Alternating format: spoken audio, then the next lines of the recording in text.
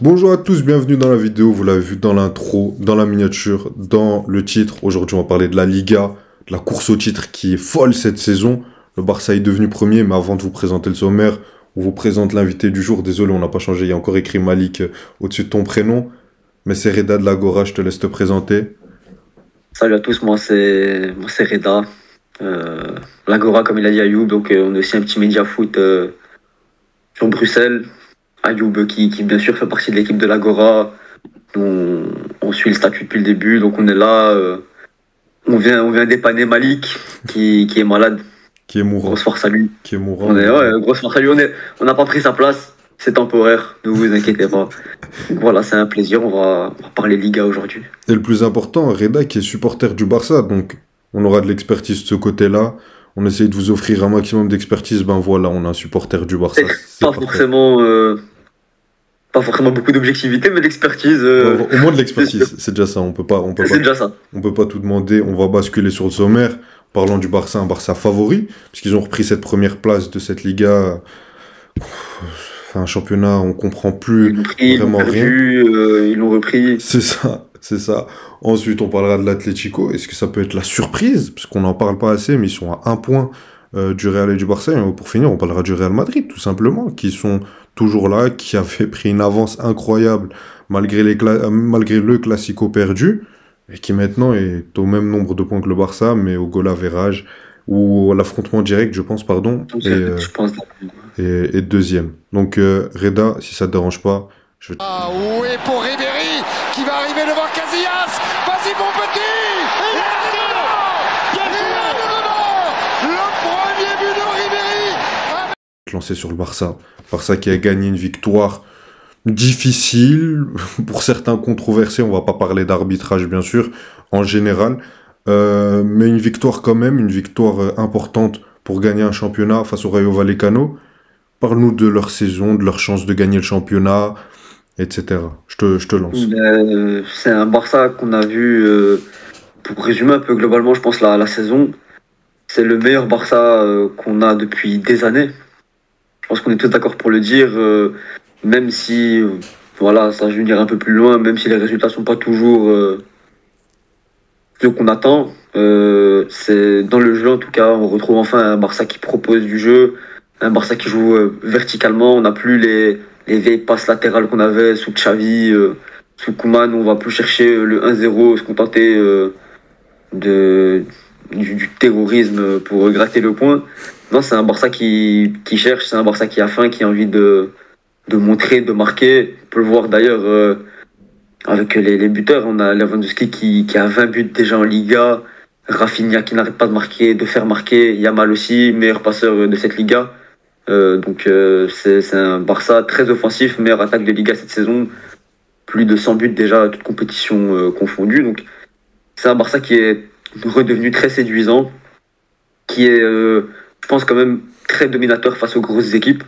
On a pu le voir en Ligue des Champions contre le Bayern, on a pu le voir plusieurs reprises, je crois, 2 reprises déjà contre le Real, si je ne me trompe pas. 2 reprises, ouais.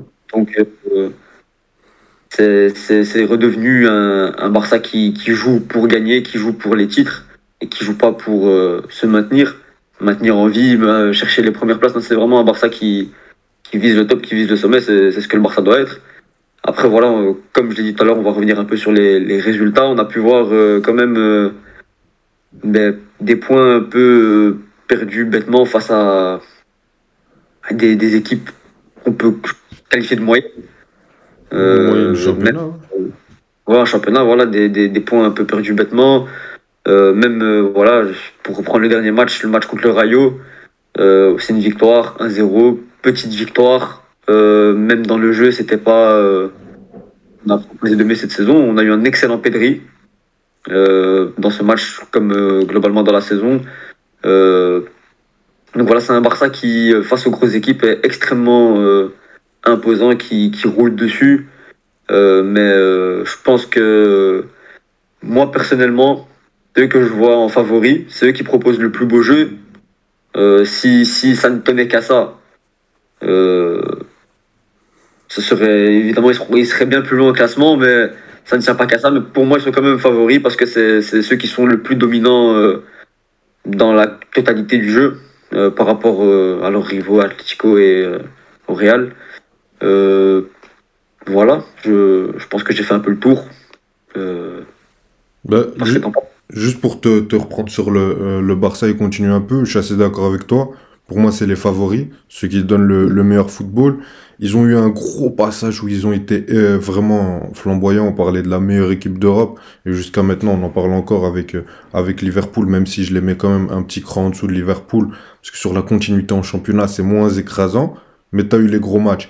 Maintenant, tu as eu cette grosse période, mais après, tu as aussi une période très très difficile, comme tu l'as dit, où tu as enchaîné en un mois. Tu n'as même pas eu 10 points. Enfin, en plus d'un mois, un mois et demi, je pense que tu n'as même pas eu 10 points. C'était le mois de décembre Qui était en catastrophique. novembre, qui était maudit. C'était vraiment un mois difficile. Mais je te laisse. Mais toi, pour toi, quelles sont les raisons de ce mois qui a été difficile? Ben, je pense qu'il y a eu un peu trop. Enfin, ce qui était flagrant, dans le jeu, c'était toujours aussi bon. On avait toujours, comme j'ai dit au début, autant de verticalité. C'est ce qui manquait au Barça ces dernières saisons, c'est d'aller vers l'avant, chercher, casser les lignes, ne pas passer de gauche à droite du terrain. Ça, on l'avait toujours, mais ça manquait beaucoup d'efficacité devant le but. On a vu Lewandowski avec ses meilleurs caterpillars rater ses meilleurs face à face encore et encore et encore. On a vu peut-être aussi par moments Rafinha, Yamal, Olmo, c'est ces joueurs qui avaient vraiment facile au début devant le but, mais un peu plus peinés dans le dernier geste. Donc je pense que c'est vraiment ça qui a fait que le Barça a perdu ses points, c'était ce manque d'efficacité. Et peut-être que ce manque d'efficacité, je pense qu'il est encore dû à un manque de concurrence entre les offensifs. Quand tu regardes le meilleur secteur au Barça cette saison, c'est quoi? C'est le milieu de terrain. Et il n'y a pas photo, c'est là où l'effectif est le plus garni, le plus chargé. Pedri, t'as Casado, t'as Gavi, t'as Frenkie, t'as Olmo, t'as encore Il y avait Bernat. Pablo Torre, t'as Fermin, t'en as des joueurs. T'en as des joueurs, s'il y en a qui ne performent pas, comme c'est le cas avec Frenkie de Jong depuis qu'il a eu une blessure, on joue pas. Tout simplement. Tandis qu'en attaque, t'as les trois indéboulonnables, avec Ferran Torres qui fait quelques entrées de temps en temps, qui n'est pas voilà, si mauvais que ça, mais c'est pas excellent. Mais il n'est pas au niveau pour concurrencer les trois devant. Et je pense que c'est ça qui a fait que le Barça a eu cette baisse de régime, que les attaquants étaient un peu trop, peut-être à l'aise, peut-être trop épuisés, trop utilisés. On peut avoir les deux points de vue, mais je pense que c'est ça qui a fait défaut à cette équipe. Ok. Ok, intéressant d'avoir ton point de vue là-dessus. Et pour continuer sur ce que je disais, ben, tu as eu cette grosse période difficile. Et là, je vois un PSG. Je suis malade de cette équipe. Mais Ouais, j'ai partout, toi. t'as raison, je vais jouer la carte de la folie, je crois. Mais on voit un Barça beaucoup plus équilibré, qui a des convictions, qui a des hommes forts. On va pas parler de lui aujourd'hui, mais on va encore en parler cette saison. Pedri, le milieu de terrain incroyable, les offensifs, la saison qui est en train de faire Rafinha, Yamal, même si là ça a été difficile contre le Rayo Vallecano et qu'il a raté quelques matchs, ça reste excellent. C'est- déjà ça, mais même si tu retires le fait qu'il a 17 ans, il reste excellent et ça reste l'un des meilleurs ailiers droits du monde. Et pourtant, il y a Mohamed Salah qui existe. Donc ouais, t'as un Barça très très fort. On parle pas de Dembélé aujourd'hui. Non, on parle pas d'Embélé. C'est le pacte pour faire cette vidéo. Mais donc, on a cette équipe avec ses convictions qui est peut-être plus stable, mais qui reste quand même assez irrégulière, qui, comme tu l'as dit, manque de profondeur de banc, surtout au secteur défensif, au secteur offensif. Par exemple, sur le match contre le Rayo Vallecano, il y avait une absence sur le côté droit. C'est pas seulement dû à Lamine Yamal, mais l'absence de Jules Koundé pendant les 60 premières minutes, elle s'est ressentie. Et on l'a vu quand il est rentré qu'il y avait une activité tout autre de ce côté-là. Donc malgré tout, malgré les défauts que peuvent avoir le Barça, dans cette Liga où le Real Madrid perd beaucoup de points, bêtement, l'Atlético aussi, on va en parler bientôt, bah, je pense que le Barça est le favori qui semble être assez logique. Je pense pas qu'ils auront une autre période comme vous avez eu en décembre, fin novembre, début Ça reste à voir. décembre. Je vais te couper par rapport à ça, mais c'est pour les trois équipes. Quand même un calendrier chargé qui arrive. Pour les trois équipes, tu as le Real qui a ses deux matchs, enfin qui a son retour encore de Ligue des Champions. Tu as l'Atlético et le Barça qui vont encore s'affronter deux fois en aller-retour en Coupe du Roi. Et les trois équipes affrontent encore les gros. Ils vont encore affronter le Betis, la Sociedad, Bilbao. Le Barça doit encore affronter l'Atlético et le Real en retour. Tu vois, t'as quand même un calendrier chargé. Je pense que pour le Barça, comme pour les deux autres, ça peut jouer aussi. Mais donc, cette baisse de régime, peut-être qu'elle pourra réarriver en fonction des compétitions dans lesquelles le Barça va rester engagé. Là, maintenant, comme j'ai dit, ils vont jouer Atlético en aller-retour en Coupe du Roi. Il y aura un des deux qui va sortir, donc un des deux qui jouera une compétition en moins déjà. T'as les deux qui sont qualifiés directement pour les huitièmes de Ligue des Champions. Donc, à voir concernant cette baisse de régime. Est-ce que peut-être que Flick leur a un peu remis les pieds sur terre aussi, leur a un peu rappelé que tout n'était pas acquis? Je suis d'accord concernant la baisse de régime, mais je pense que, tu vois, par exemple, le match contre le Rayo Vallecano, il est très signifiant que le Barça a quand même progressé là-dessus. C'est que malgré qu'ils vont pas être... Parce que même le match contre le Barça, en termes de production et tout, ils ont été bons, mais j'ai vu des erreurs dans le pressing, j'ai vu qu'ils se faisaient prendre la balle assez haut. Tu vois, ils se faisaient transpercer à des moments, c'est le Rayo Vallecano, hein. Tu vas affronter bien plus fort en Liga et dans les autres compétitions, mais je pense qu'ils arrivent quand même à être cliniques, à être plus sûrs défensivement. Je pense pas qu'ils auront une période de 3-4 matchs en Liga comme ça, où vraiment ce sera nul, ce sera pas bon, ça va rater des occasions bêtes. Donc c'est plutôt là où je voulais tenir mon propos. Et juste pour finir très rapidement sur le Barça avant de passer à l'Atlético, c'est pour ça que moi je pense que c'est les favoris. Moi, je donnerai mon pronom en fin de vidéo. Mais pour moi, ils sont favoris.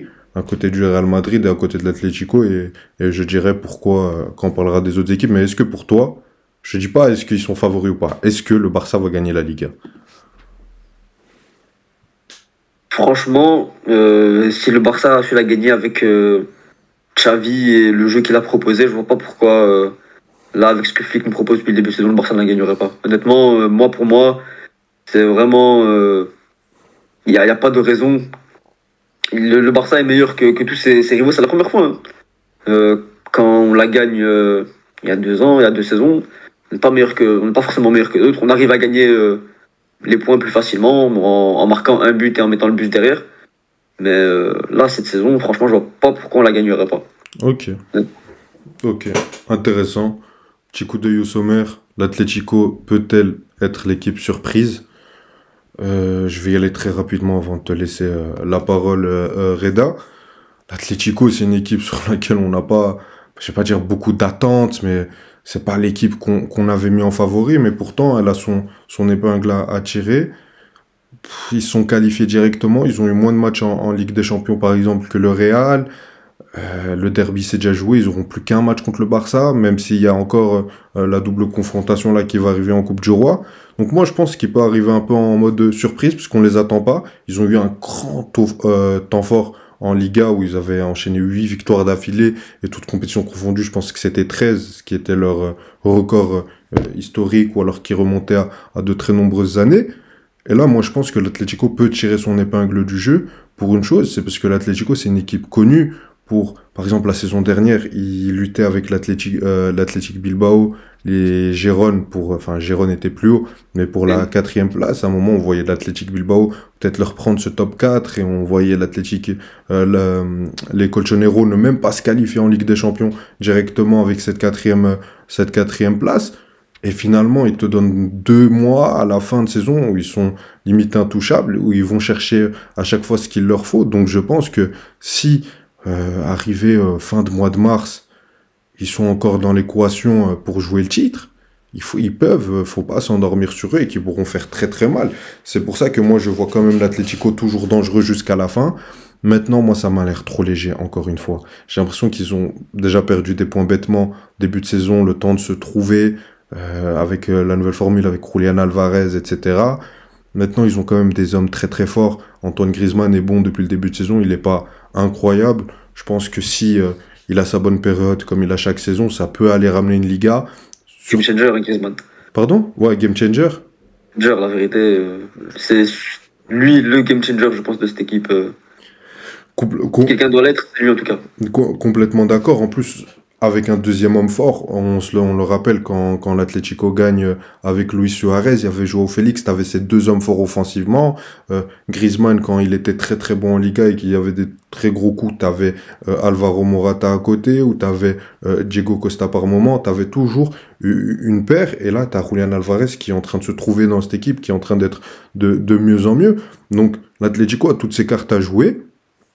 Et en plus de ça, tu as un Real Barça que je vois aller beaucoup plus loin en Ligue des Champions, que je vois faire très très mal, que je vois avoir vraiment la Ligue des Champions comme priorité. Le Real Madrid sera toujours une priorité, encore plus avec l'arrivée d'Mbappé. Le Barça qui fait cette saison-là, bien sûr, je dis pas qu'ils vont prendre la Ligue des Champions au détriment de la Liga, mais je pense que ils vont jouer le coup Ligue des Champions à fond et qu'ils ambitionnent d'aller la gagner, ce qui n'est pas le cas de l'Atlético. L'Atlético, la Ligue des Champions, c'est un plus. À partir du moment où ils sont huitième de finale, quart, et qu'ils peuvent aller chercher un dernier carré, c'est déjà énorme.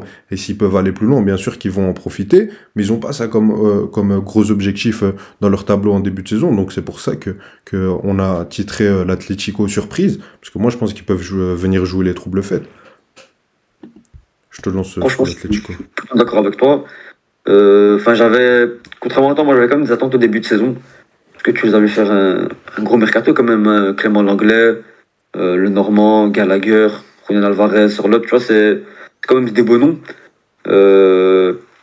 Au début de saison, j'étais quand même un peu déçu de ce qu'ils ont proposé. Ils n'avaient pas très bien commencé. Et surtout, quand tu les regardes, je parle qu'en Liga, bien évidemment, pas en Ligue des Champions, puisque bon, ils finissent top 5, c'est excellent. Mais en Liga, tu les vois quand même faire 8 matchs nuls depuis le début de la saison. Tu vois, c'est des points qui sont vraiment très bêtement perdus. Et je pense que c'est peut-être eux, comme tu as très bien choisi le nom dans le sommaire, c'est l'équipe surprise. Parce que malgré ce début de saison qui était plus mauvais qu'on attendait, ils arrivent quand même à être là dans le top 3 aujourd'hui, à 1 point de la première place, à 2 points voilà, avec la confrontation directe et tout ça. Mais donc, effectivement, ça va être l'équipe à surveiller de très près parce qu'ils sont là en embuscade. Ils sont derrière, il leur reste encore la confrontation contre le Barça. Ils ont déjà joué le Real, comme tu as dit. Donc, il reste un gros à aller chercher. Il y a encore, bien sûr, il y a le match contre Bilbao. Je pense qu'ils doivent aussi jouer Villarreal. Ils doivent jouer, bref, toutes les autres équipes de Liga qu'on connaît qui sont là dans la bagarre contre les gros. Mais donc, voilà, ils ont déjà joué le Real, ils ont déjà joué leur derby. Ça va être à voir si, comme tu as dit, si un Griezmann va savoir se réveiller, reprendre ses responsabilités, que Alvarez va pouvoir encore plus trouver ses marques. Est-ce que De Paul va continuer avec Coquet à porter un peu ce milieu de terrain parce que voilà, moi je trouve qu'à l'Atlético, on a un peu perdu ces dernières années, il y avait eu un peu de beaux jeux.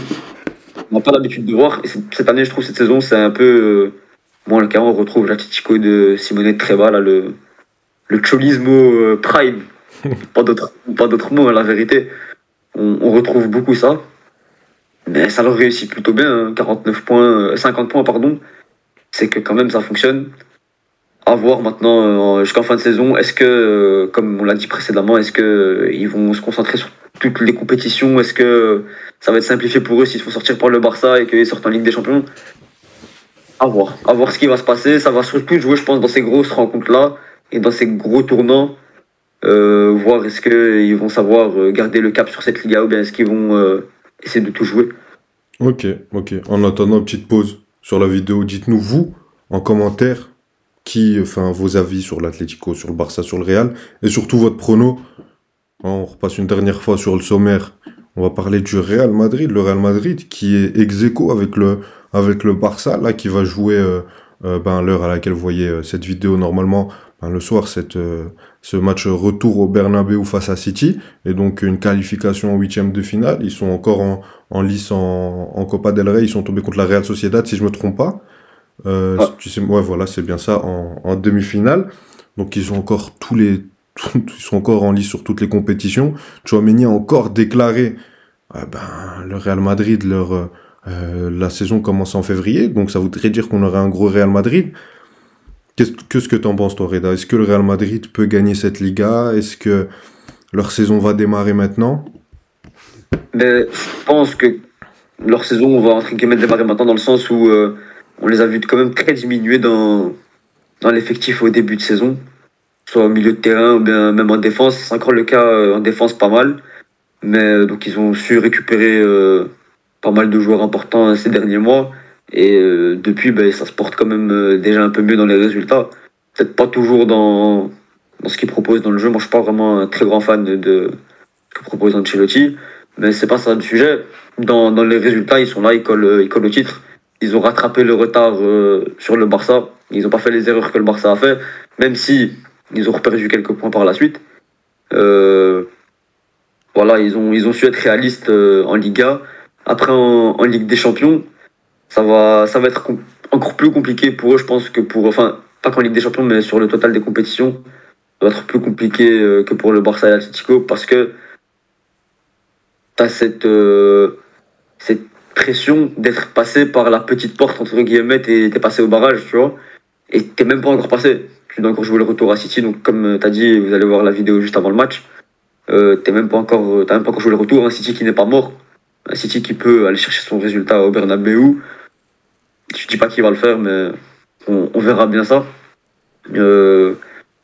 Voilà, la Sociedad en aller-retour en Copa, ça joue, ça épuise. C'est pas n'importe qui. Donc je pense que le Real, c'est peut-être eux qui ont eu ce calendrier le plus compliqué à jouer. Même s'ils ont, ils ont déjà joué leur derby face à l'Atlético en Liga. Mais il reste encore un Classico. Le Classico qui, je pense, va compter énormément pour eux. Parce qu'ils en ont déjà perdu 2 sur 2 cette saison. Ils n'en ont gagné aucun. Ça va être le 3e, le Classico de l'honneur, entre guillemets. Le Classico de l'honneur et surtout le Classico qui va leur permettre de pouvoir distancer ou non le Barça. Donc je pense que c'est eux qui sont dans la posture la plus délicate dans cette course au titre. Et surtout que c'est ceux qui sont entre guillemets le plus affaiblis et qui sont le moins à la disposition, je pense, de faire quelque chose. Par rapport au Barça, peut-être pas par rapport à l'Atlético, mais par rapport au Barça, en tout cas, je les vois quand même assez diminués cette saison. Ils ont, faut le dire, pas mal de blessures, pas mal de... Voilà, les petits problèmes aussi. C'est une équipe qui se trouve parce que quand tu as une superstar, un super joueur comme Mbappé qui arrive dans le dispositif, il faut tout changer, il faut trouver ta manière de t'adapter parce que c'est... Voilà, on le voit bien en match quand il joue à 4 devant avec Bellingham, qu'il n'y a personne sur l'aile gauche parce que Vinicius rentre intérieur avec Mbappé. Voilà, c'est le Real qui doit se trouver. Je pense que cette saison c'est compliqué pour eux, mais malgré ça ils font quand même un bon parcours en Liga. Je pense pas qu'ils... Franchement, comme j'ai dit tout à l'heure, je vois pas autre que le Barça aller chercher cette Liga. Je sais pas toi. Ok, non, moi je suis assez d'accord avec toi sur le Real Madrid et moi je vais même rajouter plus. Pas pousser j'ai rien contre le Real Madrid, mais moi je le vois faire une. Toi ça te fait rire parce que t'es supporter du Barça, mais objectivement je les vois pas faire une grande fin de saison. Le problème c'est que tu sais, on a parlé du manque de banc du côté du Barça. Ouais. Offensivement, le Real Madrid là, mais ne l'utilise pas à cause de la politique de Florentino Pérez, parce qu'on critique beaucoup Ancelotti, mais tout ça vient de Florentino Pérez, qui veut absolument que son quatuor offensif réussisse. Mais du coup, t'as des mecs comme Brahim Diaz, comme Arda Güler, comme Endrick, qui ont montré qui avaient des qualités incroyables. Et pour aller chercher une Liga, c'est plus qu'important. On se rappelle la saison 2017 du Real Madrid avec Zidane, où ils avaient quasiment une deuxième équipe, avec les James Rodriguez, les Morata qui venaient. Donc, c'est ce qui t'avait permis à l'époque de gagner cette Liga en même temps d'être compétitif en Ligue des Champions. Là, non seulement t'as même pas une équipe vraiment stable, vraiment régulière, je sais même pas te donner le 11 du Real Madrid, je sais te le donner. Tu sais pas si Tchouaméni va jouer central ou bien va jouer au milieu, tu sais même pas s'il va être titulaire, tu sais pas qui va être là à droite ou à gauche, tu sais pas si Valverde va être à tel ou tel poste. C'est très flou pour l'instant le Real, mais c'est les blessures qui n'aident pas, comme on l'a dit. C'est très flou, et en plus de ça, t'as les blessures qui fait que défensivement, ça va être difficile d'aller chercher une Liga avec cette équipe. Bien sûr, il peut y avoir des retours, mais des retours à quel niveau? Carvajal, la saison est finie. Valverde, je l'aime beaucoup. Déjà que cette saison, au milieu de terrain, c'était un peu compliqué. L'absence de Kroos a touché tout le monde au milieu de terrain. Lui également, mais en latéral droit, même s'il peut te faire des belles choses, hein, ça reste quand même un joueur de classe mondiale. Bah, c'est difficile. Au milieu de terrain, t'as toujours pas trouvé la bonne formule. Moi, je trouvais que sur la première mi-temps face à Osasuna, ça avait l'air d'être un peu mieux avec Camavinga, Modric. Mais est-ce que ça va tenir toute la saison? J'en suis pas sûr, même avec un Bellingham plus reculé, parce qu'on voit qu'il a cette tendance à monter, cette tendance à vouloir compenser le manque d'appels tranchants devant. Donc moi, je vois le Real Madrid pas faire une grande fin de saison, honnêtement. Je les vois pas remporter la Ligue des Champions. Après, voilà, on va pas insulter le Real Madrid, hein, ça reste le meilleur club, le plus grand club de l'histoire, et ils sont capables de tout, ils sont capables de nous choquer. Dans ce cas-là, on s'excusera. Tranquille. Non, non, mais c'est ce qu'il faut dire. Il faut respecter quand même le Real Madrid. Mais Bon, en moi, Ligue des Champions, c'est vrai que c'est un autre statut, c'est un autre, c'est un mais, autre mais monde, même, hein. mais même C'est avec, leur compétition. même si c'est leur compétition, là, tu t'es retrouvé face à un City malade avec des défenseurs qui ont fait une piètre performance, dont à quoi on s'attendait, en tout cas pour ma part.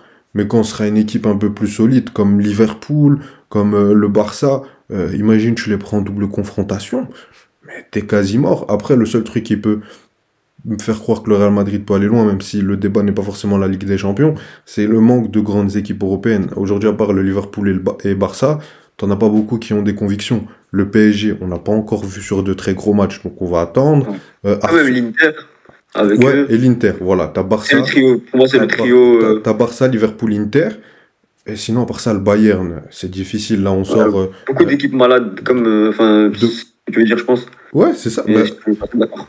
bah, t'as tout résumé, et du coup, voilà, moi je pense que c'est ce qui va coûter leur course au titre en Liga. Je les vois vraiment pas du tout, j'insiste là-dessus, désolé supporters madrilènes, remporter ce championnat-là. Excuse-moi, pas Ah, de pardon. non, non, non, moi je suis objectif là-dessus, me mêle pas à tes combats. Pas Donc, d'excuses, les gars. donc je pense qu'on va passer à la dernière petite partie, la partie des pronos. Toi, t'as dit que le Barça allait remporter la Liga, tu maintiens là-dessus. C'est enregistré, ça va aller sur YouTube, en podcast, en réel, t'es affiché, hein. Tout ça, tout ça, tout ça. Tout ça, tout ça. Ma madre, elle va scroller sur TikTok, elle va le voir. Ouais, elle va le voir. Maman, le Barça va gagner la Liga cette saison. Il est malade. Bon, ben, je suis du même avis. Même si vraiment, bon, on parie pas et on est contre les paris, ne pariez pas les amis. Mais si je pouvais mettre une pièce sur l'Atlético, je l'aurais fait. Puisque je vois dans une saison où le Barça, le Real, ça va essayer de se la donner en Ligue des Champions. Ça va peut-être avoir une finale en Copa del Rey. Je les vois tirer leur épingle du jeu. T'as parlé de ce gros mercato. Ils ont énormément de joueurs. Tu peux avoir un renouveau maintenant d'ici peu, fin février, début mars. Ce qui pourrait relancer complètement encore plus la course au titre et voir un Atlético champion. Mais en tout cas, pour conclure, pour ma part, après je te laisserai la parole si tu veux conclure sur quelque chose. Mais moi, je trouve que cette saison, la Liga nous offre une course au titre, malgré eux, hein, parce que il y a un moment, c'était un peu, non, on n'a pas envie d'être champion, vous voulez, allez-y, Et ouais, rattrapez-nous. c'est vraiment les clubs qui ne veulent pas. C'est les clubs qui offrent la course au titre Ouais, finalement. j'ai l'impression que la Liga était sponsorisée un peu par Netflix cette saison.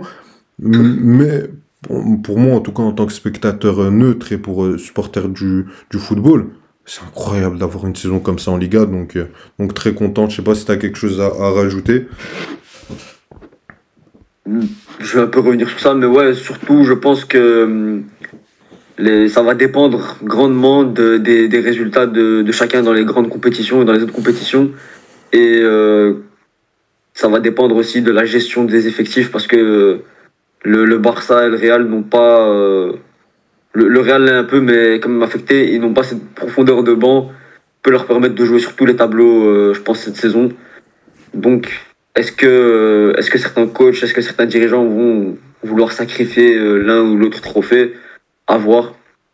Mais comme je suis d'accord avec toi, c'est une très belle course au titre que nous offre la Liga cette année.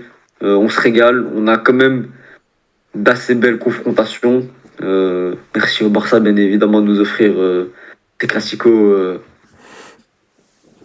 magnifiques. D'anthologie. Franchement, je me suis régalé cette année, hein. Mon neveu qui vient me voir le matin avec son maillot Mbappé, je le choque un peu, je le fais pleurer, il l'enlève. Le soir, il est bien content de célébrer avec moi quand le Barça met le 5-2. Je te le dis direct. Il est Je te le malade. dis direct. Il est malade ce type. En tout cas, vous dites-nous, encore une fois, qui vous voyez aller remporter la Liga. N'oubliez pas de liker, vous abonner et d'activer la cloche. Et bien sûr, d'aller faire un tour sur l'Agora, super émission, tous les lundis en live à 19h sur Twitch. Il est avec nous. Si vous êtes là pour Ayoub, il est avec nous. Je suis aussi présent.